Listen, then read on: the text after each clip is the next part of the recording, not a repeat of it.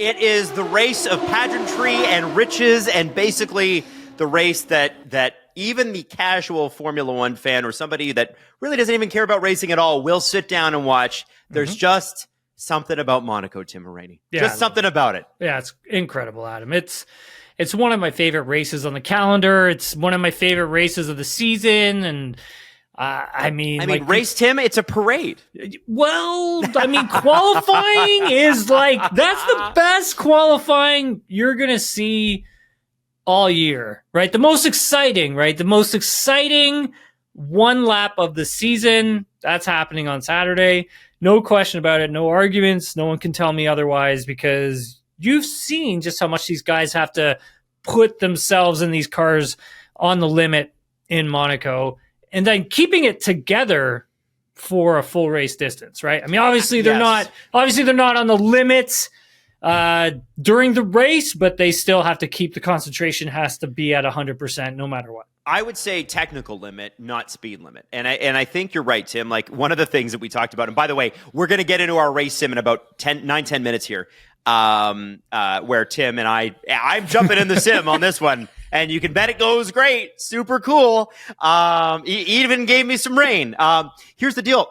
Monaco requires mental focus for a very, very long time, 77 laps. Obviously, it's a shorter course, so you have that many laps. And I think, you see the attrition rate with drivers, and they can be experienced drivers, they can be non-experienced drivers. I'm thinking about, for 2 years in a row, Charles Leclerc, it looked like he was going to win.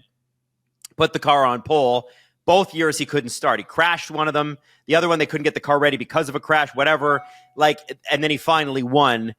You look at what happened with Mick Schumacher a few years ago. You look at the 1996 Grand Prix, which Justin Fisher, who's on our social media team, reminded me, 3 cars finished that race out of 22.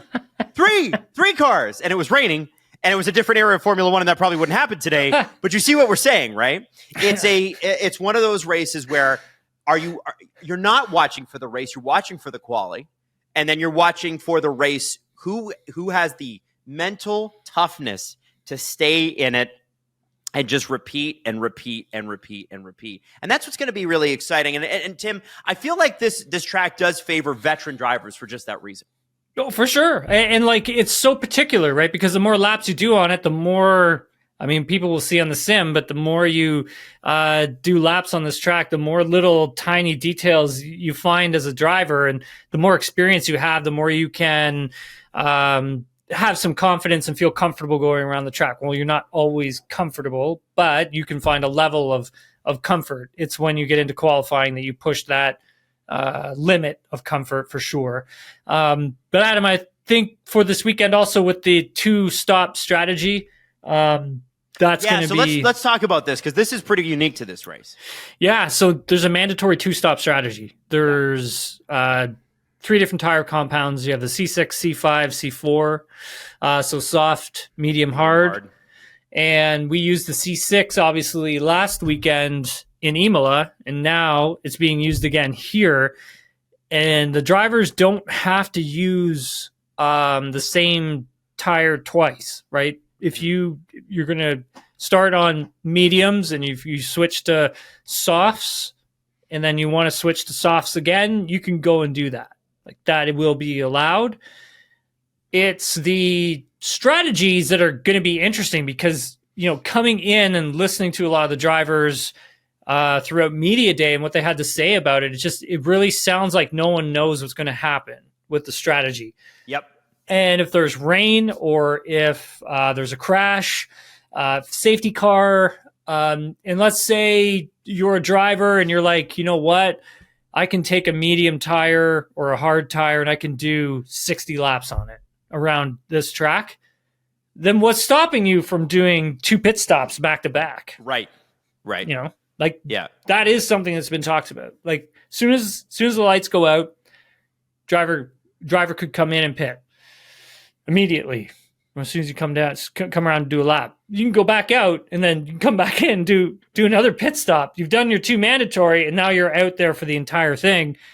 Safety cars get out there. Someone hasn't pitted yet. Rain gets in the mix. You probably have to pit for tires then. But without that, Adam, you could probably steal a race. Yeah, I was going to say you could probably score some really good points. I wonder if anybody's going to try that. I have a feeling someone's going to try. I mean, why not? Stake, why not? Why not? If you're at the back, like let's say you qualify like P18 or even P15, why not? I agree. And I wonder, Tim, if there's a I look at Nico Hülkenberg, okay? That's why I say stake. Nico Hülkenberg is a qualifying god. He's gotten into some Q2s and Q1s that he definitely should not have last year and definitely this year as well. Gabriel Bortoleto is still new and still learning, and he's got time to learn. Not worried about him. If you have a Nico Hülkenberg in a situation like that, guy's never been on a podium, and you say, Nico, we're going to do something crazy. I know it's Monaco, but what do you think about maybe getting your first pole or your first podium in Monaco? And I feel like you could get a driver like that on board with a crazy ass plan. Ross Brawn used to do crazy stuff all the time with his strategies. Like I know, I remember I've heard some interviews about how he would, and I can't remember specifically what it was, but he would have it down to like, oh, we're starting from pit lane, so we're going to do X, and that's going to get us ahead of everybody else. I think the great thing about Formula One is it's a constant fight between what's new and what's traditional. And oftentimes, people are willing to risk what's new against what's traditional because the rewards for getting it right are so large. Do you know what I'm saying? For sure. You could get, if you're stake and you get 10 points, that could pull you out of the basement the entire season. Yes. Absolutely. And I think also, Adam, we saw different strategies play out in Imola, not only with the qualifying, but also with the race too. I mean, you saw that it could be a two-stopper. Some thought it was going to be just a one-stopper. Some tried to do it with just a one-stop. And that really mixed the field up. And I felt that was a exciting race, given it was Imola, and it never... Imola is never usually a super exciting race that you want to go and watch. I mean, last year's race got exciting the last 10 laps when Lando chased down Max, but just didn't have enough to get by him. And then again, we look at it this season and coming into Imola, I was like, you know what? The race is probably going to be kind of boring, but the qualifying itself is going to be exciting. And it turned out that both were incredible. And the Sunday was incredible because of the strategy. And so when we take a look at this race here in Monaco, and I mean, it could be one of two things. It could be a home run with VSC's safety cars thrown into the mix, or it's going to be a dud where you're going to have teammates backing people up who are on different strategies because it's harder to pass here. And that's going to be interesting to see who backs who up. You're going to have a lot of drivers who are going to be upset. We're probably going to hear about it for sure. But at least they're trying something when the cars are just so big for this track. They really are too big for it. But at least, and I appreciate the fact that the FIA and F1 are actually taking make them smaller. Yeah, taking a swing here and really trying to make this thing, the race on Saturday, really entertaining. Yeah. I mean, the cars next year are a little, they're not as long, but the wideness, Tim, is part of just stopping them from flipping over, right? They're big cars. I mean, they're just big cars, right? I mean, some of it has to do with the size of the power units. Some of it has to do with where we had come into 2017 and we had a new regulation where the cars needed to be bigger tire width. And then that just again expanded again, and the amount of downforce they wanted the cars to generate, again, they needed to be bigger because of that, heavier as well. The cars start getting heavier. So there's a bunch of things that kind of work against an F1 car on this particular track. However, it still allows you this strategy to take a big swing on something and have it paying off, and you'll look like a genius, man. If you have it pay off, it would be fun. What happens if? Yeah, sure. What happens if Hülkenberg decides to pit twice back to back off the start of the race, and then play defense the whole way. Just the whole way. Block. Gets safety cars. He gets some of that. He gets the VSC. Gets over some people maybe from crashes or whatever. Who's to say he doesn't come away with like a P3, right? Then we will be talking about that and just glazing the guy, right? Like this is what I'm talking about. So I like the fact that F1 and the FIA have taken a chance on this thing. Let's see how it plays out. I'm not going to be critical of it until I actually see it. But I appreciate the fact they're at least trying something. So, Tim, that brings me to sort of the teams that are let's go through the teams that might be willing to take a risk versus the teams that are not. I can imagine McLaren, probably not Max Verstappen, Red Bull, but maybe Yuki Tsunoda. Ferrari's not going to take a risk. McLaren's not going to take a risk. Max is not going to take a risk. Mercedes not likely to take a risk. But, as I said, could Yuki, could Racing Bulls, could, who do you think is, as a team and as an ethos, edgy enough to try something weird? I think, Adam, also when we look at how close everything is in this championship this season, and it is close. It is very close, and how close everything is with points, and how important it is now for these teams in getting points. Like, essentially, you have 10 teams here who, on different tracks, different weekends, have a chance at getting a point or 2 points. Yep. And maybe a little bit more, right? Like on any given weekend. And, you take a look at your position where you qualified, and like, do you want to take a risk, give up on those points on a risky strategy and just have everything backfire on you? Yeah. Or like, do you want to be someone who's in the back and take that gamble? So I would probably say that if you're in the back, you're going to take a lot of gambles with this. If you're in the front or you're in the points, I think you're going to be playing it straight with a smart strategy to maintain track position as much as possible and as much as you can. Okay. And so when you look at it and you say, like, okay, what's the team that's going to be risky to do that? Well, I mean, I would say whatever team is going to be at the back would be the smart one to do it, because who's to say that Sauber is going to be the slowest team here? Who's to say Aston Martin will be the slowest team here? Same with Haas, same with, et cetera, Racing Bulls, whatever. We could come here and you could see maybe Sauber's really competitive. Right. And then do they want to just take a big gamble and like throw away points? Yeah. Ooh, I don't know. Yeah, so it's a tough call to make, right? And I think the strategy teams on all of these teams, I think they're going to have their work cut out for them on Sunday, Adam, especially like if there's rain. Yes, no kidding. Well, the rain too. Oh my God, the great equalizer. I look at a team like Aston Martin and go, man, if you could get Fernando Alonso into 5th or 6th and just have him okay, Fernando, you're an anchor now. The wall of Fernando is up. Can't get, but don't worry about passing anyone. Do not let a single car by you. That could be the most points they score all year. 100%. Like coming out of like Imola for both drivers and Fernando and Lance. I mean, that would have been a huge points haul if the virtual safety car hadn't come out when it did, and same with the safety car as well. They would have been on to scoring some very big points for the team. Points that they can really use right now. That's not saying that, I mean, in a couple races time, is this car going to be any worse or any better? I mean, that remains to be seen. Yep. I have a feeling it's probably going to start to get better from here on out. But that being said, that could have been a huge haul of points for them. So yes, if you're Fernando Alonso and you're like, or Lance, and you're running P5, P6, and you're going to have to sacrifice a driver, you use Lance to slow up everybody so they can't get by you, and you allow Fernando allow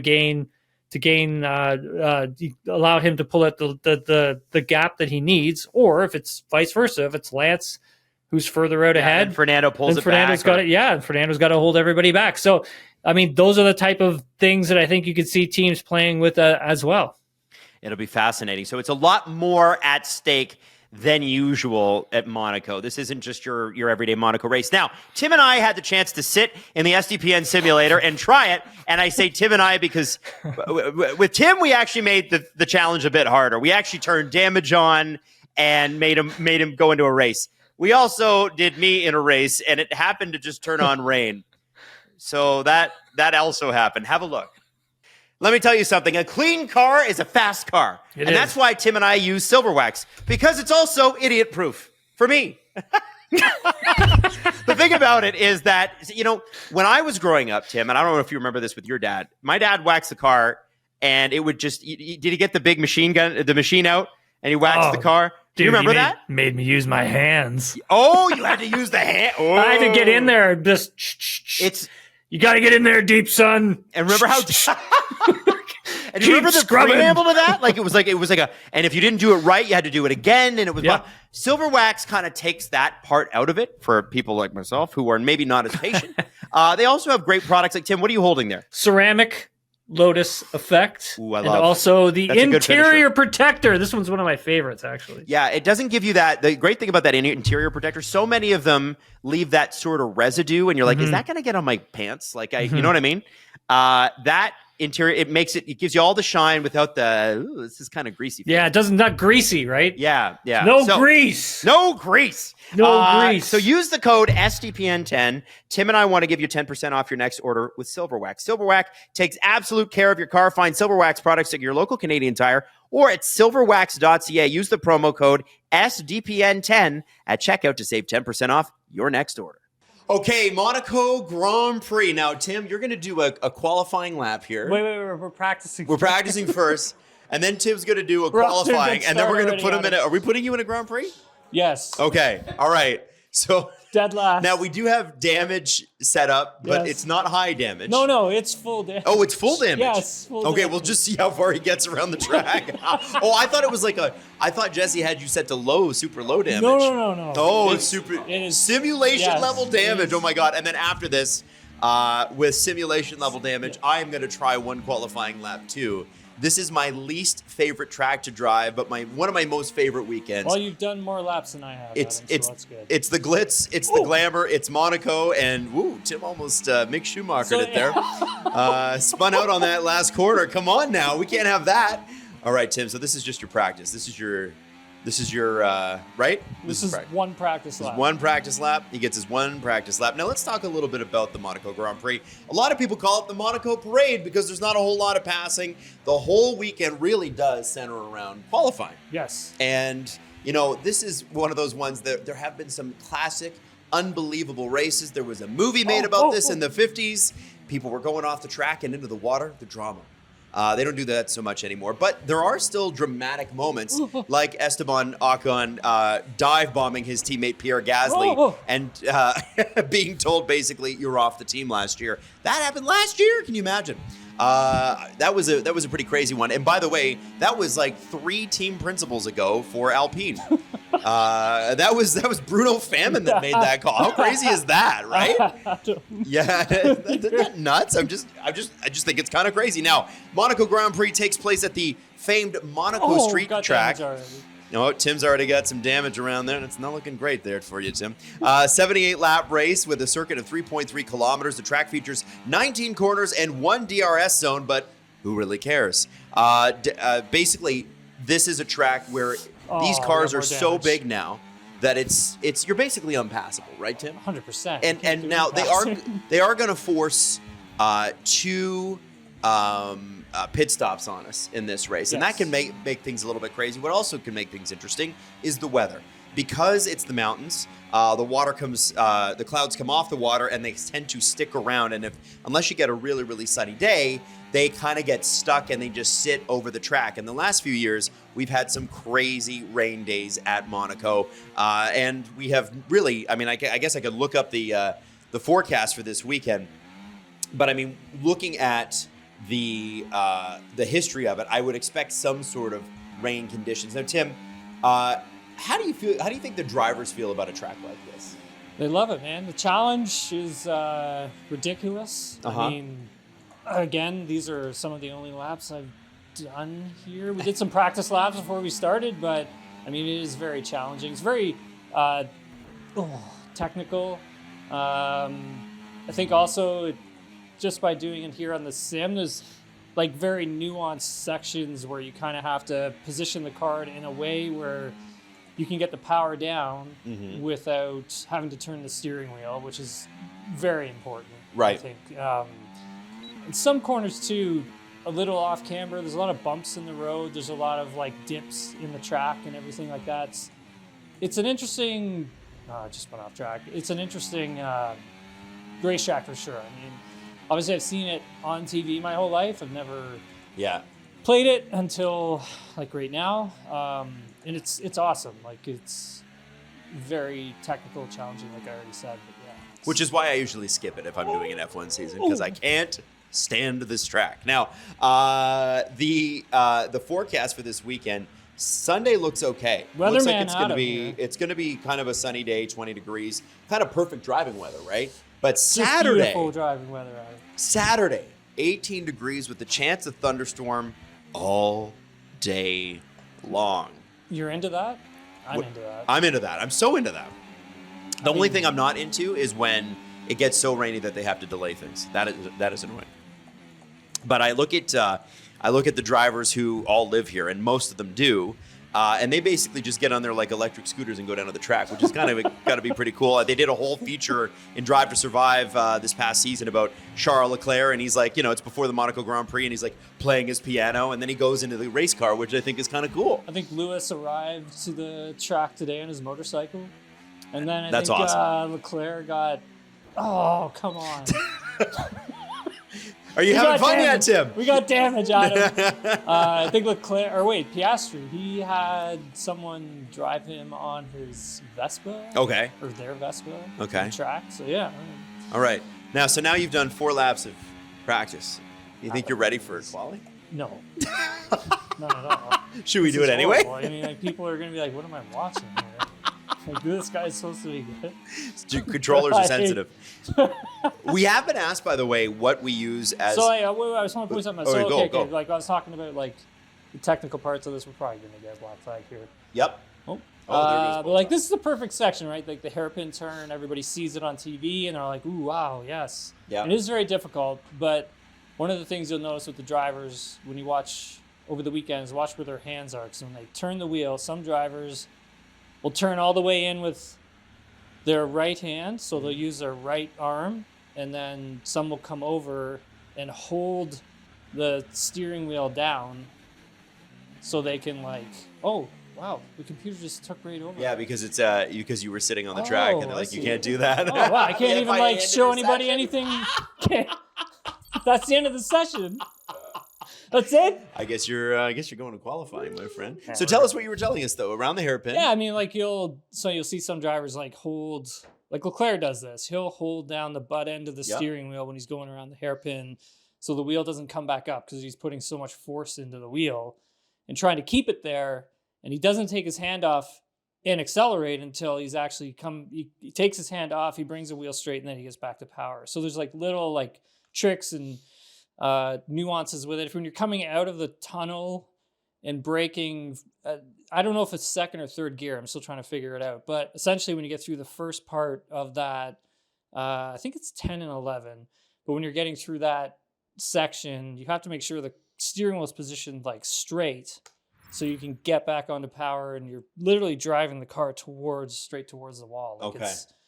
By the way, Charles Leclerc won our we're trying to get the power session. Yeah, you're trying to get the power down, right? Right. And you want to try and get the power down. There's so much torque coming through the wheel that if you have any steering lock, the car will immediately snap. So you want to try and make sure the wheel's dead straight, so those tires aren't spinning out too much and you're not getting snap oversteer and stuff. So got it. Okay. All right. there's just little tricks like that I'm starting to notice anyways with it. But again, we've only done like a handful of laps. We do get asked from time to time what kind of sim we use.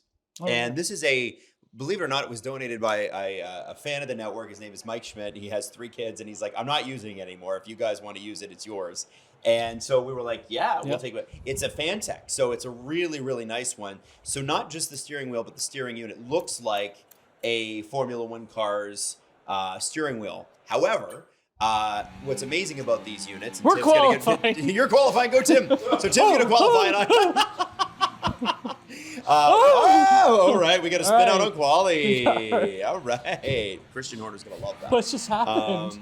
So What's interesting is when we first sort of set it up, Tim had to go through like hours of tweaking it and making sure, but you had it set at one point to almost driver level resistance.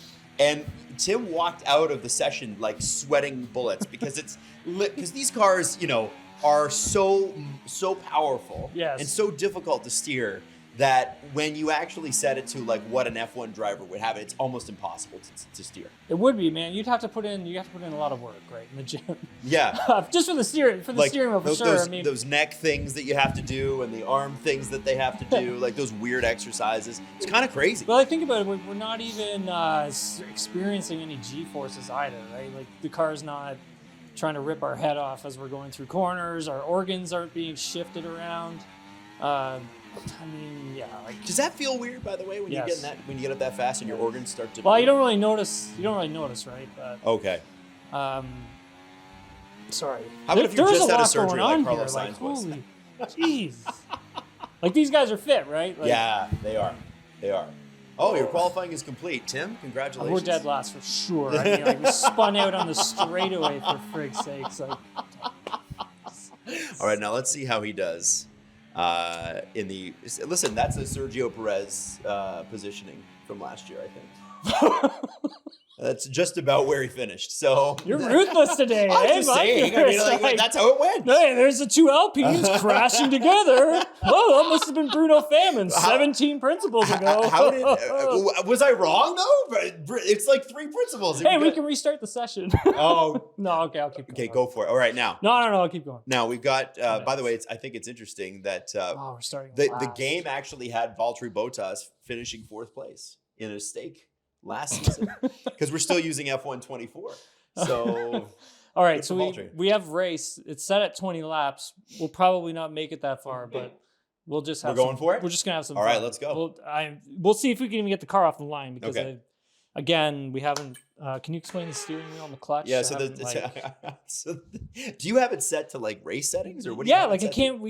I have to program the clutch and everything, and I don't know how to do it yet. Oh, this is gonna go great. This is a disaster. Full race in gear 1. Let's go. Look, it's gonna run you through the starting grid, Tim. Now, are you in Max's car or were you in Sergio's car? Yeah, Max would be very disappointed. Oh man! Right now, how dare you sully his name like this? Okay, here we go. So let's see how. I don't even know. Back of the grid's not what we're aiming for. See if you can move up. That's what the team principal told you. Well, there you have it. Hold space, engage, clutch. Wait. What? Wait. Anti-stall. Oh no. Go. Okay. All right, we started. All right. Yay, we got off the line. We got off the line. By the way, there are more people than just us in this room, so we're all rooting for Tim. No pressure. Oh my God. How are we supposed to? Hey, Logan Sargent's ahead. We can get him. Yeah, we can get. You can get Ocon. He didn't even race in this. Come on now. Oh, little wing damage on Ocon. I got wing damage. I got damage. You got damage on both sides of the wing now. Oh! Well, your wing's toast. Wing is gone. Okay. All right. Somewhere on the track. Oh, you got an FIA warning. Oh no! We got another.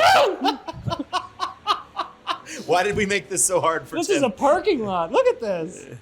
Shogun Yu is not happy with you right now. I haven't gotten a black flag yet, so we're gonna keep going here. Yeah. No, definitely ram him right off the track.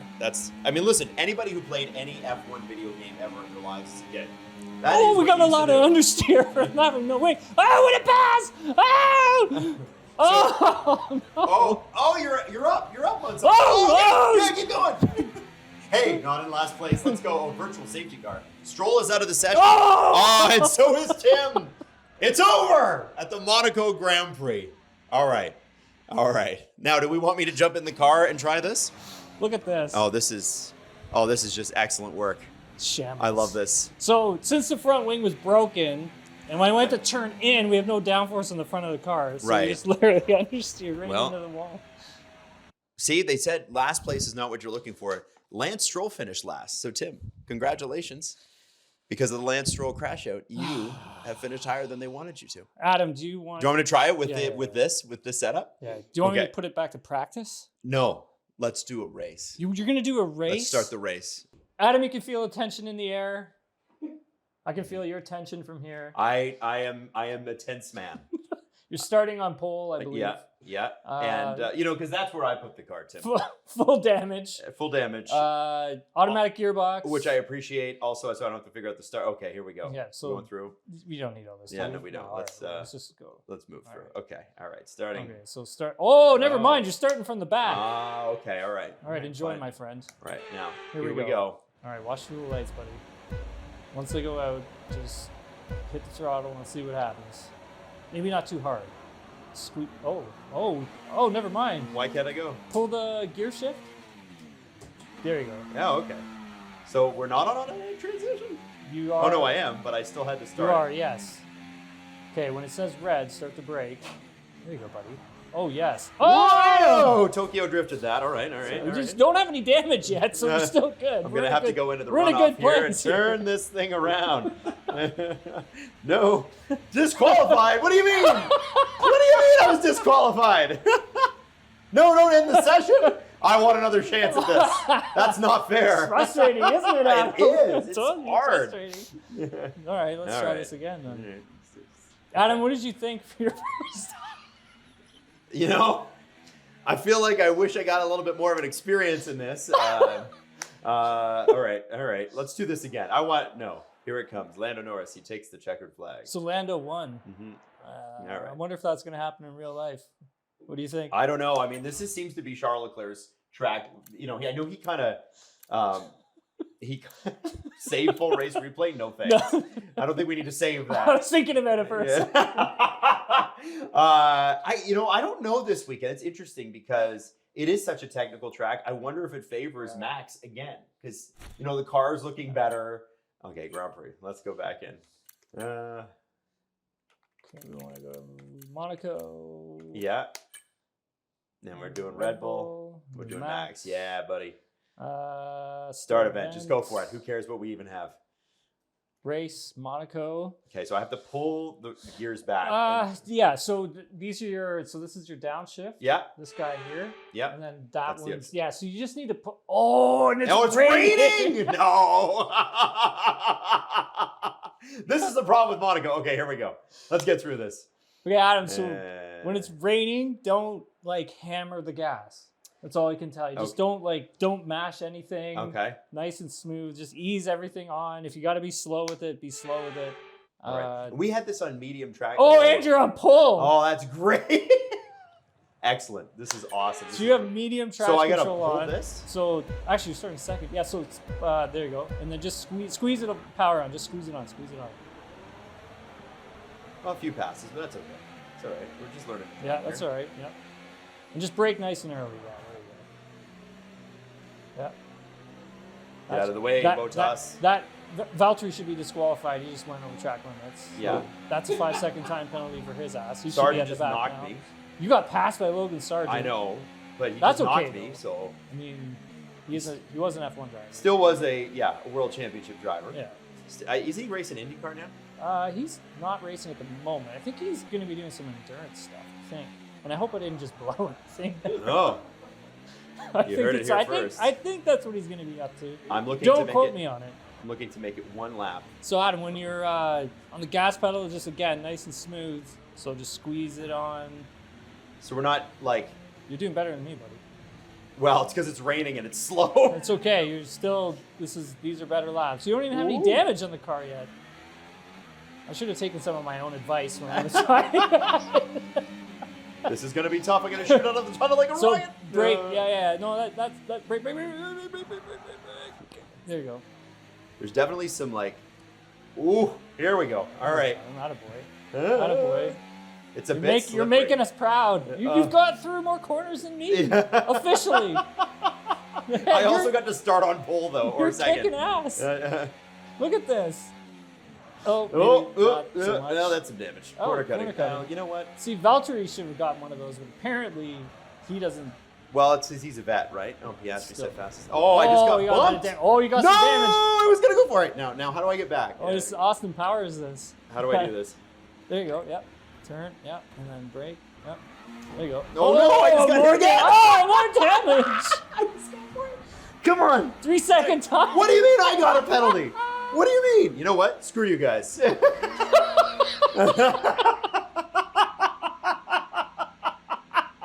Screw those guys knocking me from behind. What's their problem? You made it pretty far, though. Thank you. Almost a full lap. I will tell you what, you made it further than I thought you were going to make it. Thank you, Tim. Especially when I saw the rain, I kind of, crapped my pants. Yeah. I was a little worried for you. This was good. I'm a Canadian driver. Good in the rain. All right. Tim, one of the things, other than my terrible driving that I took from that is with Monaco, when you exit a corner a little bit off, you're on to the next one so quickly. Yeah. That even coming off the straightaways, if you are not on the right racing line at that right moment, you spend the rest of those corners, wherever you are, you spend the rest of it in recovery, right? Mm-hmm. It really does cost you. So when we talk about drivers that are the most detailed on the grid, right? The ones that really don't make those types of mistakes. Top of my list is Max Verstappen, right? Who else for you is a very detail-oriented driver that doesn't miss those types of things? At Monaco, I would say probably Charles Leclerc. He's very good. He's very good there. I would say, because I did this piece for SportsCenter. It actually airs on Thursday, by the way, and I'll post it on my social media too. Basically, we took his lap from last year, his qualifying lap that gave him pole position. And then we took his other one from 2023. And basically, that was an onboard camera that was shot through his helmet visor. And then the other one was shot from above. Yep. And essentially what we did with this piece was to try and sort of break down the details, the small details of where Leclerc is so good and the consistency that he has to be at to nail a qualifying lap there. Yep. And yeah, just the littlest of things, like having your steering wheel straight when you're going back to full power as soon as you can, when you have a little kink in the corner and you need to drive the car straight towards a wall, towards the Armco, you're going towards the Armco full throttle, just so you can get the car straight, so it can get as much power down as soon as possible, so it can be fast in a straight line as soon as possible. And there's just those little tiny details that make such a big difference throughout a lap around Monaco. And as we were playing on the sim, I eventually started to get into a bit more of a rhythm when we were practicing before we went on to shoot the whole piece. And I could start to pick out little tiny different things on the track that helped the car get a little straighter, helped it get pitched into the corner a little easier, limited the amount of understeer that I was getting, a little bit of oversteer to get a tiny bit of rotation, understanding that sometimes you have to brake all the way through the apex to the exit. Just little things like those little details where it's in a different type of a track, you wouldn't brake all the way past the apex and in towards the exit. You would never do that. But it lends itself to that, and that actually is a faster way of getting through the corner, so you can get the power down as soon as possible. The car is stable. And so just those tiny little details that all add up to so much more performance. And I think when we take a look at the drivers who can really capitalize on that, I would say Charles Leclerc is one of them for sure. Now that I go back and I think about us breaking down that lap on SportsCenter, I was now I'm starting to see where there's probably little details that I could have picked out and plopped in because we did get to use that sim. But I would say Charles Leclerc I would say he's awesome here. He's really awesome here. It's going to be sort of fascinating because the thing with Monaco too is we sort of mentioned off the top of the show. It is it does kind of pull people together. Monaco itself almost is a safety car in a lot of cases because it pulls the group together. There are people that get lapped. I get that, but it's there is not the space to get away a lot of times now, especially in this era, the way that there could be before where, Lewis Hamilton's winning by a minute over his next competitor, right? So one thing I want to ask you is, in terms of Formula One news, there is the report out there, Otmar Safnauer has sort of become part of a group. And this is something that Formula One has considered for a long time. And by the way, they used to have this many teams. The 12th team. We know we're getting the 11th team next year. The 12th team is still something that is, I think, a possibility probably a probability at this point, Tim, more than people would imagine. And it's sort of smart in Otmar's case, because he says the people behind him are serious. And he also says that that they really want to create something amazing. And I'm curious, Tim, this is a great way to get back into the sport if you're a team principal. It's how Gunther Steiner got, Haas team principal. He created the team. What do you think about this? And if this were to happen, how many years down the road are we talking? I think it's a few for sure. Yeah. Definitely. I mean, you'd be starting from scratch. Like, new factory, facilities, like that takes a long time. So I would say within the next, they would have to be building something within the next 5 years, right? Like it would take a really long time. This is a big endeavor. I was when I was in Abu Dhabi for the final race of the season last year, Otmar told me that he was working on getting a 12th team to the grid, and he understood, just how challenging that was going to be, but he wanted to do it, he wanted to make sure he did it properly. Yeah. Like, he didn't want to, not that there's anything wrong with what Haas does. That's what they do, right? They have a factory in the UK. They have a smaller factory in Italy. They have another factory in North Carolina. And so they have all these little factories that bring components from around everywhere. Plus they have Dallara working on some of their stuff as well. And they've teamed up with Ferrari too. I don't necessarily think he wants to do that. I think his goal is to have a proper facility making a proper race car, because he's already been through that, right? He's been through it with Force India, then Racing Point, then Aston Martin, then on to Alpine. So I think he wants knows to be a factory team. Yeah, he knows what he wants. I'm curious to know who the folks are who are behind him, and we're trying to get him on the show. Like Adam and I are I'm trying to get him on the show to talk to him a bit more about it. But I'd be curious to know who is behind him. I always think that we could probably use another OEM, another engine manufacturer to come on board. So I'd love to see Toyota, even though Toyota is working with Haas at the moment, but see Toyota come back, or see have them go after Hyundai or somebody, right?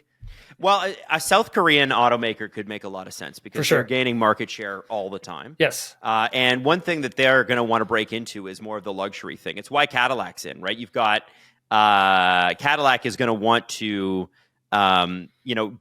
do to their brand what Mercedes did to theirs, and take it out of the old man market. Yeah, and luxury and the sport. Cool guy. Yes, exactly. Luxury sport. Both. Yeah. Yeah. And you see, there's a couple of them. Kia and Hyundai and a few of these other brands have hired, I think it was Kia that hired a bunch of designers from Ferrari and Aston Martin, and a few, they've completely, I think that's that. Let me look this up just to make sure I got it right.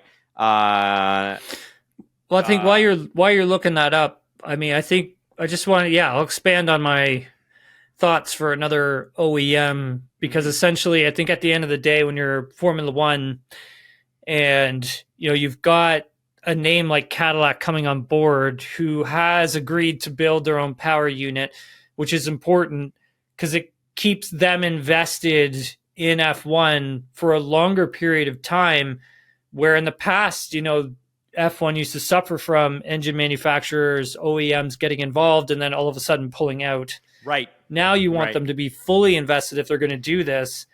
And so that's why when I take a look at the likes of a Toyota or a Hyundai is essentially, bringing them in so they have a piece of the investment, saying okay, we are now fully invested in this. Right. So we all have to sort of row in the same direction to get the most out of the sport and the most out of our spend. And I think at the same time, you expand the marketing of it as well. The marketing of Formula One. Well, you want to hit Asia as hard as you possibly can in terms of that, right? You want to have something that's central to that. Mm-hmm. Yeah, and markets that are, for Cadillac, that would be a great market for them to really start, and Europe too, for them to get really established And, you know, you look at a market like Canada, like we can pretty much get all the cars here except for like Renault. There's a couple of Chinese auto manufacturers we can't get here, but for the most part, we can get most of OEM's products in Canada. But you can't necessarily get those things in other parts of the world. Right. And so you want to try and open up those doors a bit more to see if there's interest in having your product be available. And I think F1's almost like a good sort of conversation starter for some brands. And that's my thoughts on it. And that's my thoughts on like growing a car brand somewhere different on the other side of the world. So just to make sure that I got this right, it's Hyundai that did it. And they hired a guy named Luke Donkervolk, who worked at the Volkswagen Group designing for Bentley, Lamborghini, and Audi. Nice. And also Filippo Perini, who joined Genesis in 2019, also worked with Ferrari, Alfa Romeo, Lamborghini, and other brands. So if you notice Hyundais on the street, they look so different than what they used to look like, right? Definitely. So that's why I feel like a brand like that, you're trying to, like the Hyundai Iconic, which is the Iconic with a Q, that is. Mm-hmm. That's the electric car they have, which looks very sort of space agey or whatever. Mm-hmm. That's a $60,000 vehicle, right? Mm-hmm. That's a $60,000 sedan. And, you know, $60,000 is not cheap, right? That's not a cheap, those are, you know, that's not Honda Civic territory.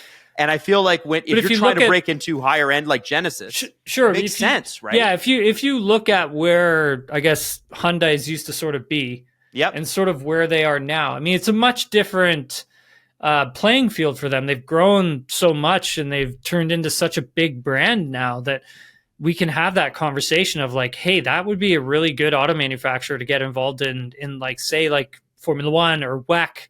Yeah. Get involved in like a hypercar program or something like that, right? Like just have them push more into motorsports as well. It would be a really incredible thing for sure, because I think that would do just so much, not only for motorsports, but their brand as well, right? Yeah, absolutely. So I guess the other thing I want to ask you, Tim, is effectiveness at this track. You know, like, as I said, it brings everybody together, this track, in the sense that nobody can get away in the way that they used to. Who do you think is the most effective in a track like this in terms of team, in terms of car? We talked about the drivers beforehand. I want to know about the cars that are going to be the best. You're going to have to, you know, you showed us during the simulator how hard you have to turn sometimes, how quick. It's not about top speed, it's about quickness. How fast can you get to the top speed that you need to be at? You know, who's going to do well here? Just to correct one thing on Hyundai, as you know, they've taken Genesis to put into WEC IMSA project. So just to tack on to my thought at the end of that, as for Monaco and a team who I could see do well here, I still think, you know, we're looking at the same sort of cast of characters here, Adam, it's like McLaren. And, I mean, it'll be interesting to see what happens with Red Bull. I'm more fascinated to see how they go because of the updates that they brought to Imola, where they left off. I mean, obviously with Max winning. Yep. How important this race weekend could be for them in the Drivers' Championship. Because I think, Adam, a big part of it is this isn't a track that they've been good at lately. Like, they weren't good here last year. Like, Red Bull really struggled. Can Max sort of be that, if he can get the car into a somewhat of a window of balance that he can use, can he be the difference maker? And this is the type of a track where the driver can be the difference maker. Yes. If they're feeling totally confident and comfortable in their machinery, you can squeeze probably another 2 to 3 tenths out of a car that's probably not that fast because of the driver. Right. So I'm always looking forward to seeing what Max can do here. But again, I'm looking to see what Oscar can do, because that, I don't want to take Lando out of this either. Okay. But I think when it comes to qualifying, Lando's really, He's been up and down. Yep, he has. The racing actually hasn't been too bad for Lando. He's kind of, I would say that, I don't want to call them rebounds, but if he has a poor qualifying, he usually has a really strong race. He's better over 60 laps than one. Yeah, and I think like he even talked about it today during media day. And those are things that he needs to work on in qualifying in particular, and really being on it right away. So at the moment, I don't want to like just throw Lando into this conversation because we have to see where he qualifies. I'm still not 100% certain how he's going to do here in qualifying. And qualifying is so important. And we're getting to that stage, Tim, where McLaren's going to have to pick a driver to back. Yeah, exactly. We are getting close to that. 100%, Adam. We're getting close to that. What do they say? That it gets late early? Yeah, it does. You're right? 100% right, though, man. It's a perfect point that you make, because if Max can get a good qualifying under his belt, and so can Oscar, we're going to see something similar to Imola again, where those two are going to be going at each other. And I think, like, when you look at, I mean, Oscar and what happened in turn 2 at Imola, man, like, we talked about this in the studio today, where it's like, hey, like, if he goes back and thinks about that, I don't think either one of them are coming out of that corner. No, I don't think so. I think you're absolutely right. I think they're going to put each other off, kind of thing, where it's like, I think Oscar is going to have to start going back to being a bit more aggressive with Max, which he's not afraid to do, right? And Justin Fisher said it in our group chat. Somebody has got to stand up to this guy, right? Well, Lewis did, and it's not like in a bullying way. It's not like, you need to go stand up to the bully. Yes. You have to race him hard back. And Lando's just not his vibe. That's not his style. I want to see Oscar do it. Well, we have, like, we've saw it in Saudi Arabia, right? That was a good pass from Oscar at Saudi Arabia. It was fair. It was clean. It was clean. But it was smart. Like, he raced him hard. Like, I'm going to put my car here, and it's up to you whether or not we're going to collide. So I'm going to leave it up to you, pal. And we collide. And so, hey, that's racing, right? Like, that is motorsports. And that's sometimes, as a driver, that's what you have to do. And I don't think Oscar is afraid of doing that. I'm not saying that Lando is. I think Lando wants to win the way he wants to win, and the way he thinks racing should be for him. And that is fine, because every driver is different, right? It's just the way it is. Yep. I'm just going to be excited, Adam, to see if Oscar and Max, if they're P1, P2, or P3, P4, that's going to be a race for people to watch. Just keep your eyes on where is Oscar and where is Max, like, during the race. Just keep an eye on it. Where are they? Because that's going to be, that is going to be a story moving forward. There's 22 points separating the both of them, and Max can eat into that. Yes. Oh, yeah, absolutely. Okay, Tim, here's the schedule for the weekend. We get to see, obviously, we get the show today. Tim is going to have a post-qualifying podcast, which will be probably one of the biggest post-qualifying podcasts, not in terms of length, but in terms of information download, and will tell us so much about the race, so much more than any other qualifying podcast could. So Tim will have that Saturday night, or Saturday during the day, whatever we're able to get that out. And then post-race, we're going to do Sunday or Monday. The schedule always has to be flexible and move, because the times always move. But Tim, looking forward to this weekend. We're at Monaco already. Thanks, buddy. Appreciate it. It's going to be fun.